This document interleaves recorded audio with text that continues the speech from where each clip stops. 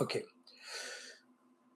So I will also show you example from the library with some concept and different images from different artists. But okay, so the very first purpose of this application was to use to have a tool to protect images against AI scrapping. So we have a lot of mechanism on AI to protect against scrapping.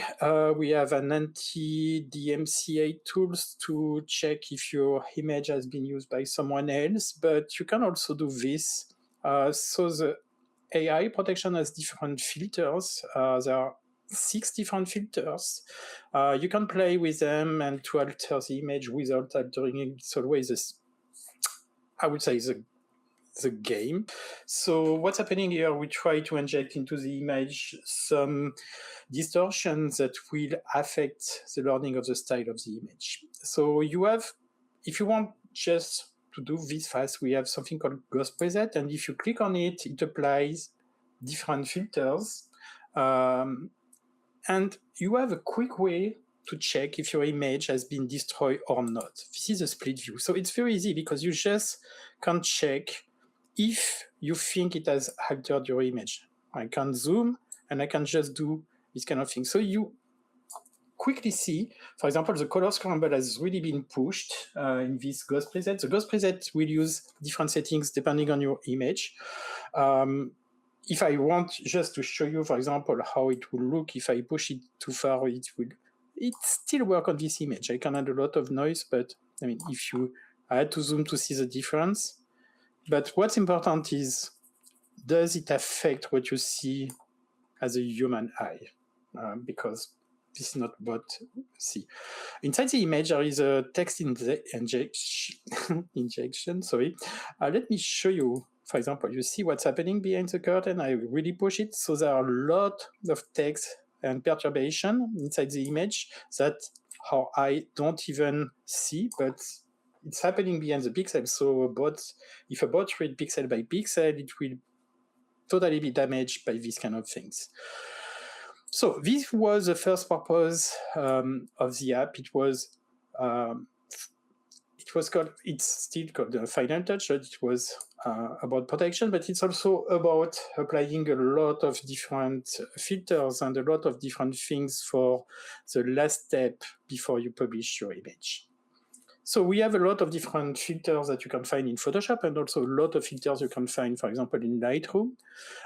First, you can see that you have this HUD here, and this HUD so it's always a non-destructive operation. So for example, if I click here in Color Scramble, it will open the Color Scramble, and you see here I can modify it. I always have the Control-Z window, I mean, classic stuff. At any time, I will explain what this icon means, and at any time you can save and save in your library, and you always will have your original image with everything applied. So let me show you the philosophy of the product. So first we have the light and tone. So I will show you some basic stuff, and I will show you how we make a difference. So as you may see, big exposure, we can see how it's altering the whole page. But you can see we are in global state, and we have foreground and background for most of the effect. So let me click on foreground. If I click on it and I push the button, the very, very first time you will have a quick pass of the internal algorithms that will analyze your image to try to understand what's the foreground and what's the background. So it has happened already. And now, if I go, for example, in background and push my exposure, you can see that only in background, the exposure is only pushed in background. If I click on foreground, I'm pushing just in foreground. So the algorithm has definitely recognized foreground, background, and automatically you can apply any effect, any first light and tone, like exposure, contrast, saturation, temperature, shadows, highlights, tint, on global, on foreground or background. So let me show you, for example, highlights just on foreground, and in background I will just play with the shadow. Just, I mean, I will probably destroy the image during the test, but I want to show you what's happening. So what's happening here is also you have different colors. You have colors for foreground, you have colors for background, and you have white for global. This is all effect. If I click on global, I will only see global effect. If I click on foreground, FG, I will see only foreground effect. So if I click, for example, on FG highlight, it will highlight and pick foreground. If I click on background and exposure, it will click background and exposure. So that any time you can find any effect you have applied on the image. At any time you can just hide this effect, show hide. At any time you can split view compare to see what the effect compared to the original image. Okay, so you can apply all this effect light and tone, and you can also apply RGB in the same way, in a global way, and you can apply this. So it was in background, in global, foreground, background for all these three channels. So as I said at the beginning, there is a kind of split between foreground and background. And this is something you can play with in depth processing. So you can see these three sliders, and you can see this little red bar, and this is a red range. This is some kind of limit, and you can still go further than this limit, but it will start to be a little bit strange. In some image, it can work and give you some really interesting result, but let's see what's happening. Can you see? We can see that we can have some parallax. As I said, if I go too far, it will be a disaster. So in this image, this is absolutely not the best example, and I will show you a good example because we have the water and because it will be really hard to fight against any distortion between foreground and background because of the waves and distortion you have here. See what you can do. So I will show you this in another example, but I want just to understand the philosophy of what's happening here. Let me just open one. Okay, I will save it, so you will see also that it's saved in the library. So you have your library, and now it's saved here. I will open another example I have made a few weeks ago. So this example, I will do something. I will remove, I can reset all effects. So this is the original image. So I have removed all effects. And I will go into the depth processing because it will be better. It will calculate all depth processing as it has done for the image right before. So, okay. So now you will see something that will be easier to understand compared to the image. In this one, it's working better. You can see now, you can see the perspective, and you can see how it has detached the foreground from the background. And because of this, you can also have some specific effect, just, for example, for the background, or you can have cinematic color separation between background and foreground, or you can also have some blur effect. When we see too much, sorry, I'm trying to find a good, you can see in background or in foreground, so you can change in some way your lens. But let me show you something cool in this kind of pictures. For example, we have something called atmosphere and depth, and we have something called volumetric God Rays. So it will create, because this image has white point in the sky, we can create some God Rays. So I push it on purpose in order you see what's happening. Okay, can you already see between the building? You can see the light moving. You will see better it now. I will move the opacity and I will change the color. I'm trying to push something in order you see what's happening here. I will never push it in this way. Now you see the rays and you see how it can play and how it can be cast by the buildings. So one more time, it's in a photography, but I will show you some example with concept also. So pretty interesting, and we have the 3D relighting. So the 3D relighting, the 3D relighting can also be a way on top of this to create fake shadow. I don't know if it's very subtle, but it's creating some shadows on the different face, but because of the God Rays, it's complicated in this case. But I mean, as in any application software, it's always different and it's always depends on your original image. You have a lot of effects also.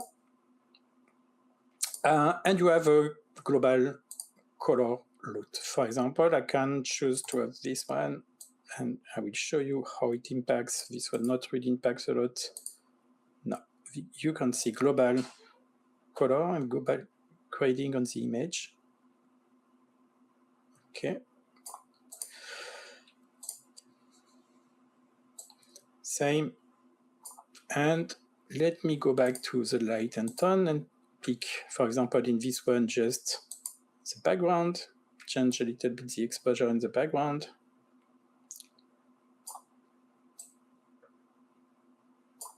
It will be easier now to see the effect,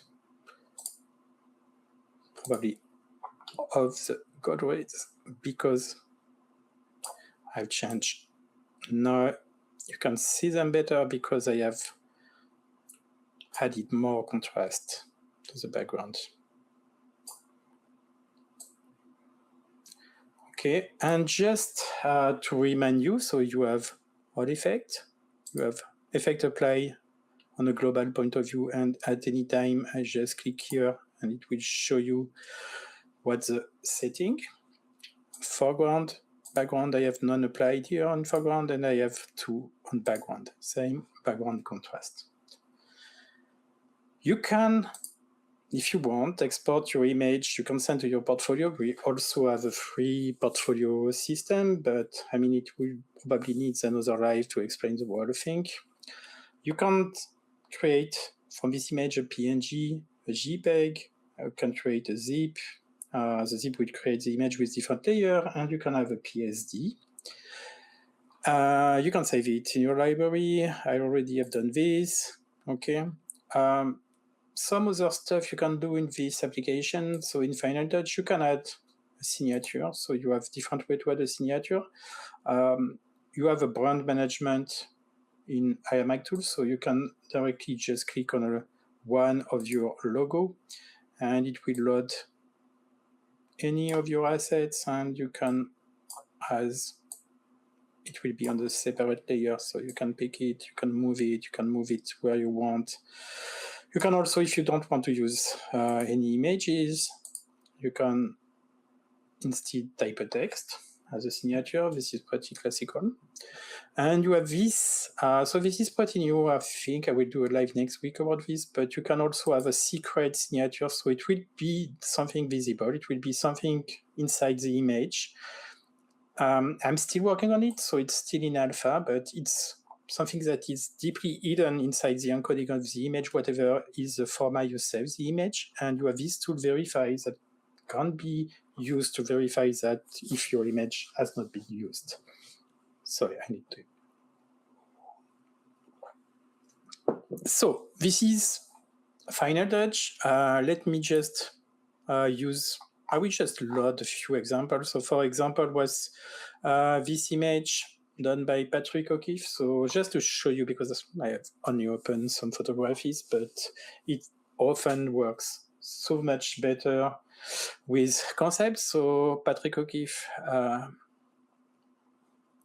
let me show you and go in depth processing. So Patrick is a production designer of Spider-Verse. So let me not push this too far, just a little bit, and now you will see.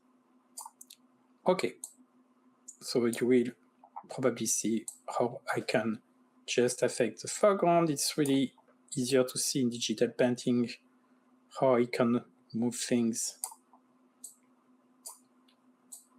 and how we can separate things. So just some example I've made with different images. I mean, it's also a software you need to experiment. Let me, what I know, I think it's one from Lorenzo Lanfranconi. Sometimes I really have, I don't know if I want to play with this one. I have totally destroyed. I'm sorry, Lorenzo, about this. So yeah, it was more about trying to show how you can, in this image, how it works better than in other. It was more about this parallax stuff and how it works. So one more time, it really depends on how your image is built, how your image has a kind of separation between foreground and background. And this is absolutely not mandatory. You can also apply a lot of these filters on a global point of view, and you can definitely just use them on global without playing with the foreground, background depth. You also have some cinematic effects, vintage optics, a lot of things to play with. Let me load again the previous example because I want to show you something interesting. I will load one of my pictures. So we want photography, we won't have any issues, any copyrights issues for live. So I completely crashed this one. So let me just completely reset FX. So this is the original image.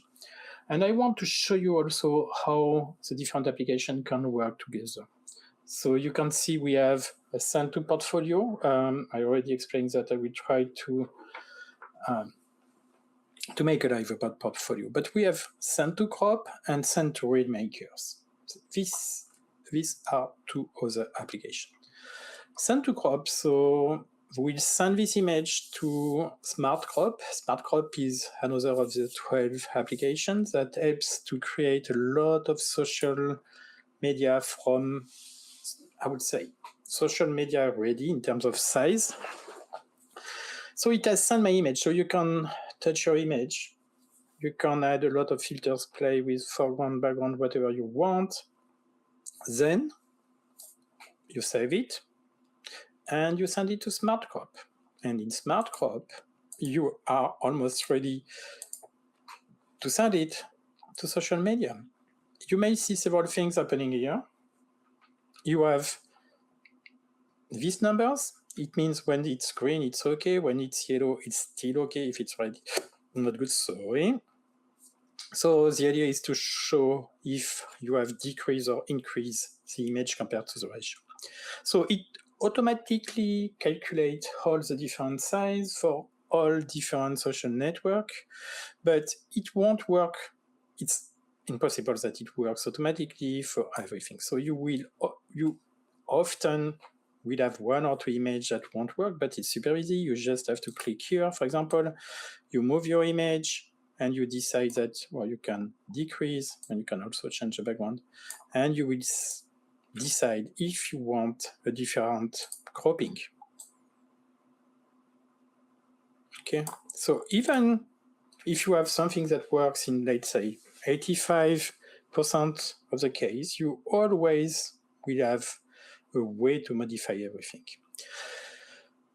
Same, you have some global settings. So you can still change, if you want, the contrast of the image. It will change the contrast on every image. So if you want to change a little bit the saturation or something like that, it's also working. You can, if you want, add a small border. Some like to have a small border, so you just have the border, and the border is automatically added to all different formats.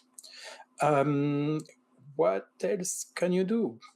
Well, same. If you want, you can add your logo, and you can say that you want your logo a certain size, and you see that the size of the logo is calculated, and sorry, it depends on the original ratio and size of the image, so there is a proportion. And same, if in case you have you don't like for only one image, where is this logo? You just click on edit logo, and now you can change the position of your logo. So if I save adjustment, I have the logo on top on this image, and I have the logo on any other thumbnails on the bottom. So you can imagine how much time you can save with these kind of things.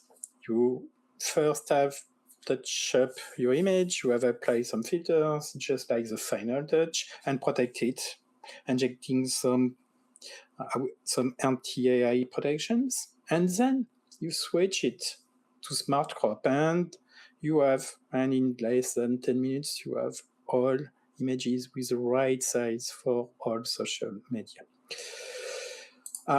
This application can also do, so you can just click on download all images, and in this case, it will create an archive, a .zip with all images, or you can click on download on any individual image, and it will download your image, or you can just click on copy, and you can click on paste somewhere else.